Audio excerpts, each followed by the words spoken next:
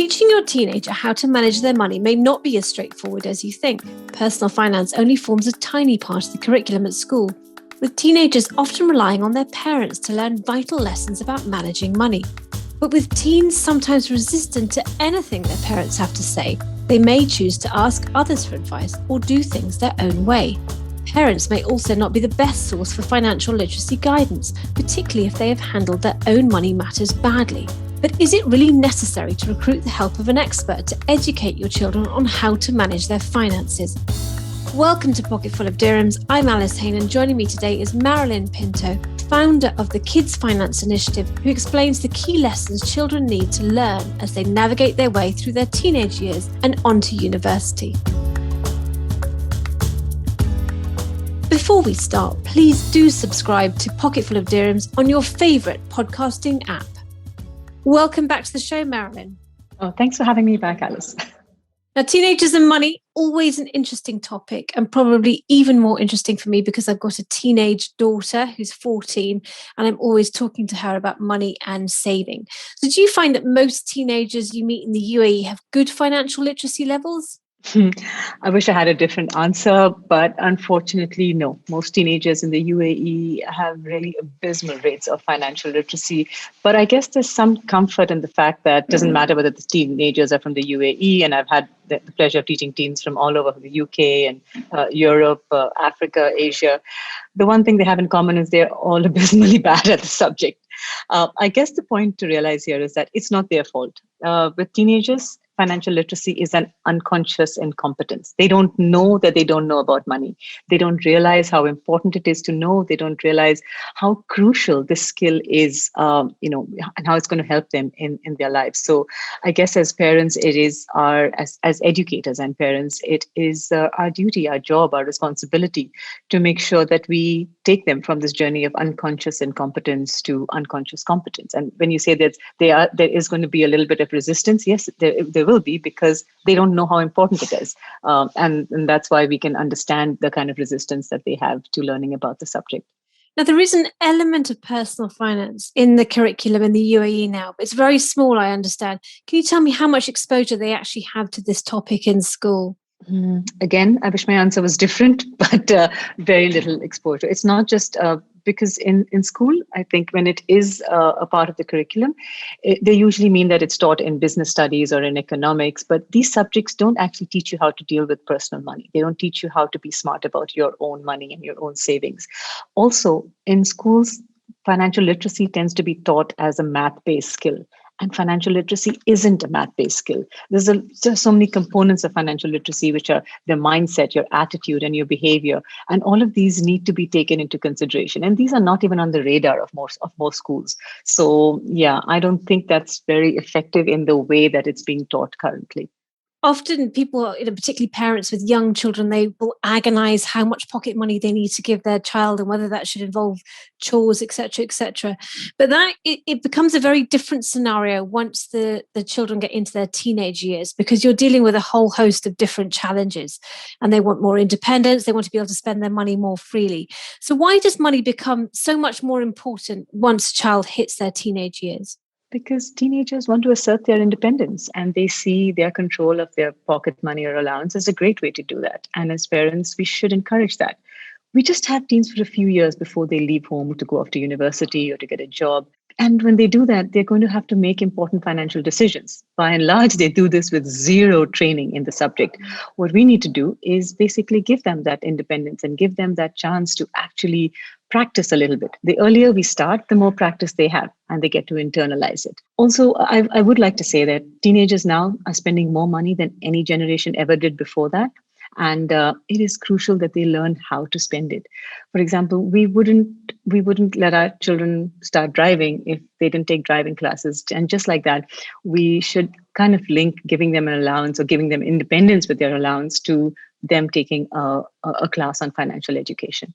So when should parents first start talking to their child about money? Are we kind of going all the way back to toddler stage? When do we start bringing that language into the Yeah, story? as soon as your kid starts saying "I want," I think that's a good time to start talking about money. So kids, they understand that they can grasp the concept of money by the time they're 5 or 6 years old.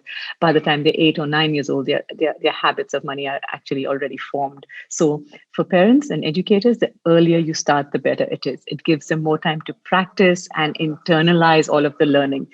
It also gives. I mean, I've taught kids now right from 7 up to 22 years old, and I can tell you, the older they come to us, the more difficult it is because they have more stuff to unlearn. When they come to us as kids, they're curious, they want to learn, and this changes quite drastically to the time when if you see a teenage class as well, they come with very resistant to learning. It changes, it does change in the first 15-20 minutes of the class, but it's just so much easier to start the younger that they are. And you're saying that you're having to help them unlearn some topics. Is that because they've kind of watched their parents and their parents not necessarily getting their behavior right? Well, I wouldn't just say parents. I would say parents, the social influences, their friends.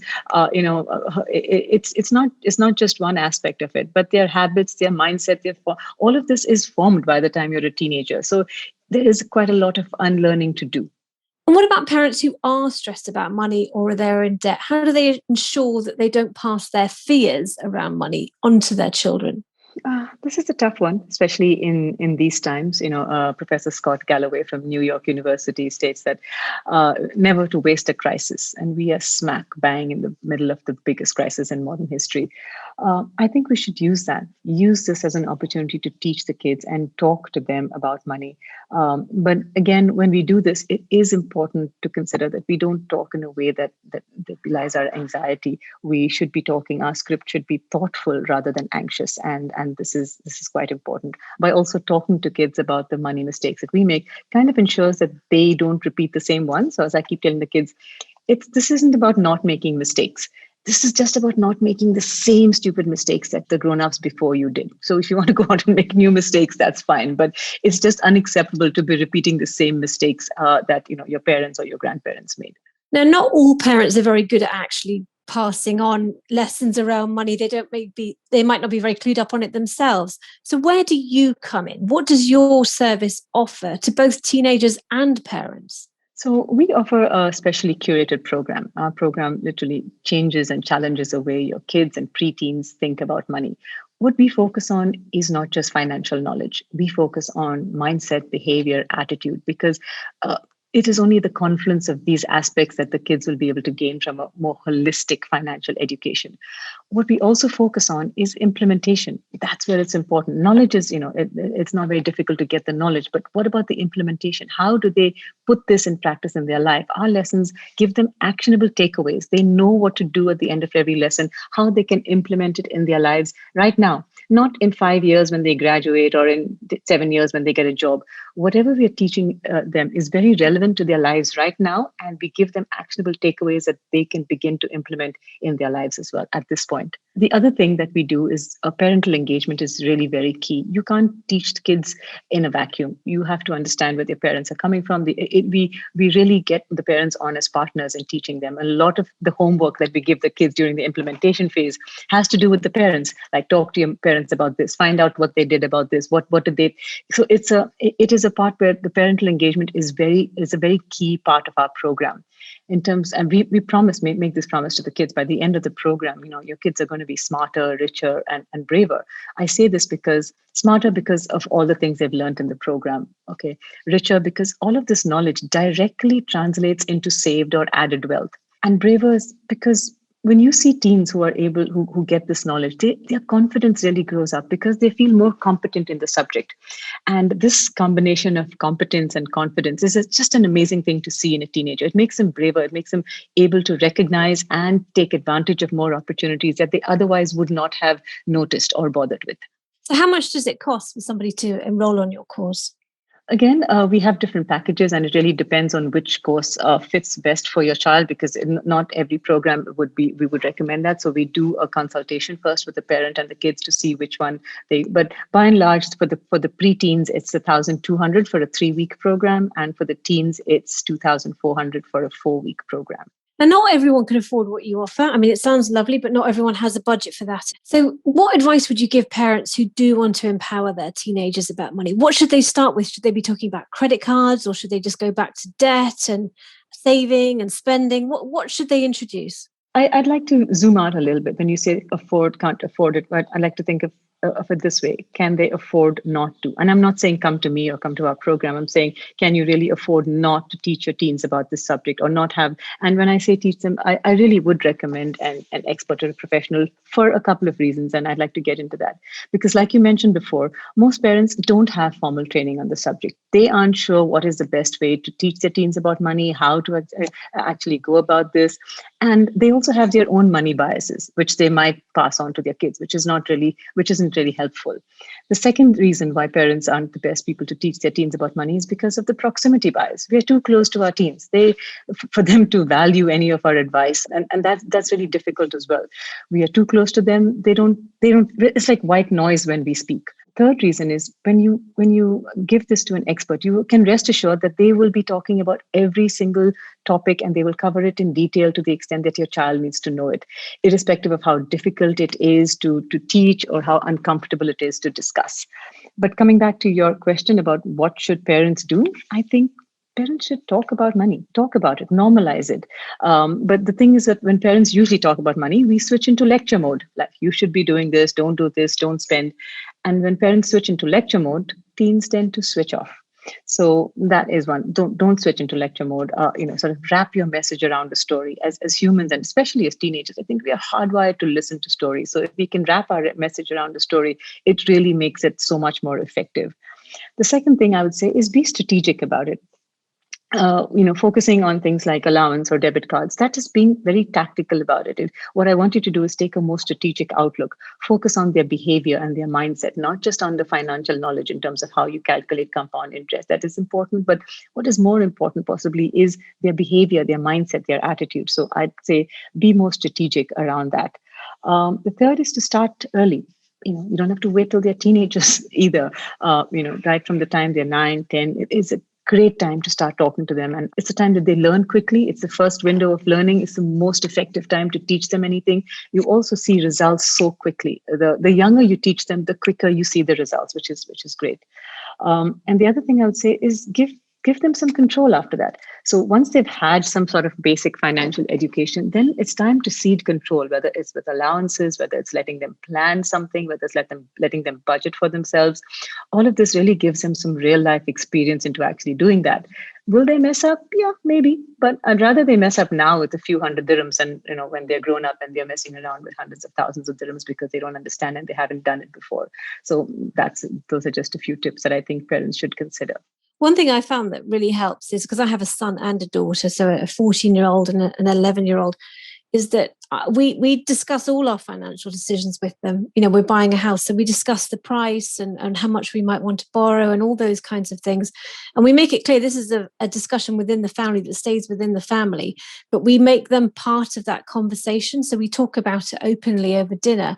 And that strategy I found is very, very useful, because they start thinking about how they're going to save for a house and what their future might be. So just making them part of our everyday conversations around money has been very useful. And with a son and a daughter, we make sure that the conversation is the same for both of them. But do you find that some parents might differentiate between sons and daughters and teach them differently? Well, statistically, yes. There's just research to prove that parents tend to talk more to their sons than their daughters about all things money and investing and saving. It's just a natural thing for them to do. And as women, I think we are kind of also guilty about it, because irrespective of how well teens tend to ask their parent, they tend to go to their moms rather than their dads when they have questions about money or issues with money. And most moms, no matter how professionally successful they are, probably running their own businesses, they still play the ask your dad card, signaling that money is a man's domain. Now, this is something that it just needs to stop, because it is so important to realize that women need the financial literacy, probably, and I'm not saying as much, probably more, because women tend to live longer and we earn less over the course of our lifetime. So this messaging, this education becomes crucial for us. And I think the gender bias should absolutely come to a full stop. What about other factors? I mean, you mentioned about having an allowance and credit cards and debit cards. How do parents know when to get all that balance right? I mean, yes, they might need an allowance, but should they try and get some kind of job as well? I mean, that could be sometimes quite tricky in the UAE. I mean, how do they find that balance between giving them some kind of income every month from the parents, but also trying to make them a bit more sort of independent to learn how to earn on their own? When it comes to getting a job, I'm all for it. I think it's great. And I know what you're saying. It is tough in the UAE for teenagers to get jobs, but you can always give them opportunities to earn, whether it's doing things around the house. This needs to not be linked to household chores. I'm not in favor of linking allowances to household chores, because that's part of what you do as being part of a family unit. But there are opportunities for them to earn within the family. And for example, my daughter loves to bake. She's 12, but she cooks really well, and she bakes. So if we're going visiting, or if we want to take something for somebody, instead of ordering something, I will ask her to make it, and she does some really nice stuff. Or if she will make a 3-course meal for the family, for the 4 of us, she actually makes like a starter, a main course, and a dessert. Then yes, that's an opportunity for her to earn some extra pocket money, and she loves it, because she loves what she does.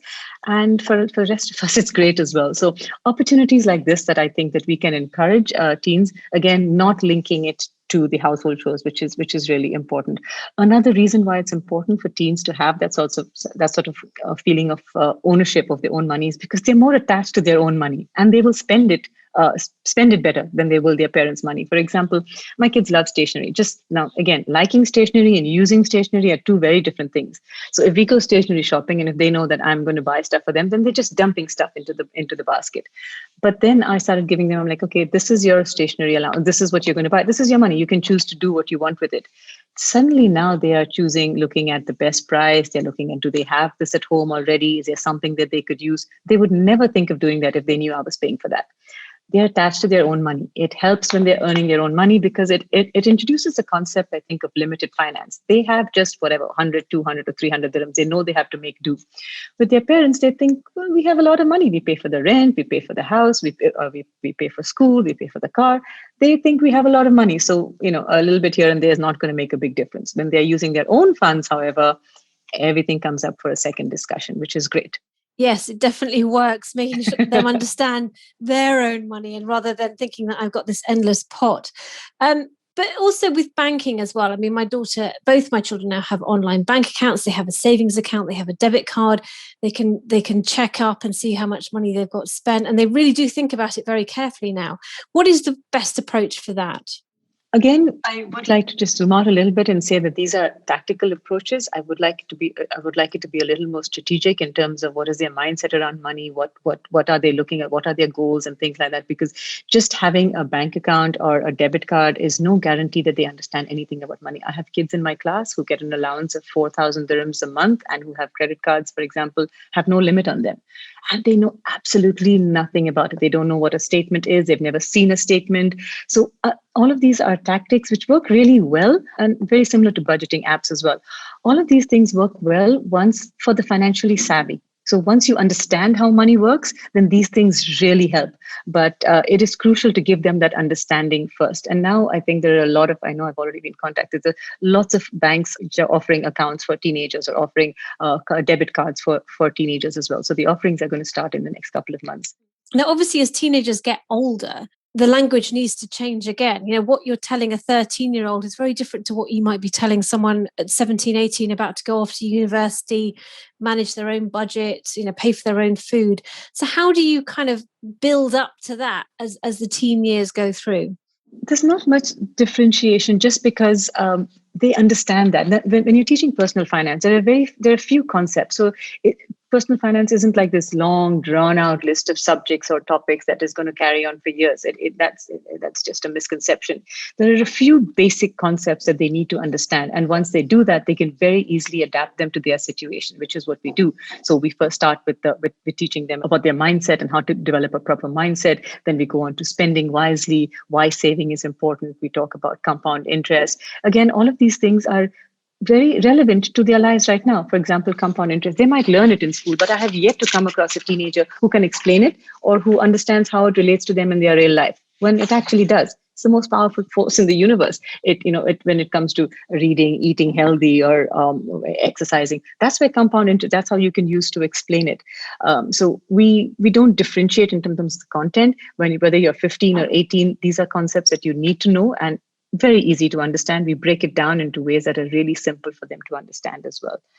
But what we do is, when it comes to investing, because that is a topic as well, we make sure that we leave investing for the last bit. So we build, investing is like the roof of the house. You cannot teach a child about investing if they don't understand the basics, if they don't have a strong foundation. So we make sure that the kids have a really strong foundation in the basics in terms of saving and budgeting and credit and debt and understanding all of that, and then teach them about investing.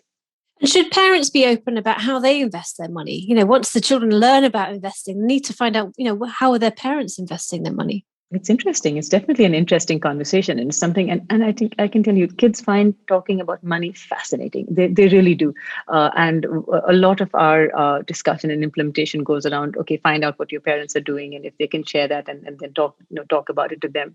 It is something that they are absolutely fascinated about, and it's great for them to understand it as well, I think. Well, my son tells me he's going to be a billionaire, so I really look forward to that. But with that in mind, what are the top 3 things parents should do now, particularly parents who haven't started those conversations about money with their teenagers? What should they be talking about right now, those top 3 things? I wouldn't say it's just about topics. Start talking about money, just in general. If you're going to say, okay, I'm going to sit down with you and we're going to talk about these topics, you've lost the kids at hello. That's it. But you sort of weave it into your normal day, into your normal talk with them. Normalize talking about money. That's what is really important. And that would be the number one. Number 2 is, taking from what you've done already, involve the kids in your money decisions. They're great at it. They love to learn. It's a great way to involve them and to make them feel engaged on the topic as well. The third one is, once they have learned the basics, once they understand the basics, allow them to control their allowance, allow them to plan a budget or 2. And this really goes a long way in teaching them how to make smarter money decisions. Thank you this week to Marilyn Pinto. If you would like advice on your personal finance issues, you can write to me on pf@thenational.ae. And remember that PF stands for Personal Finance. Please do subscribe to the podcast in your podcasting app to receive weekly updates, and leave us a review so we know what you think. This episode was produced by Arthur Edison. I've been your host, Alice Haine.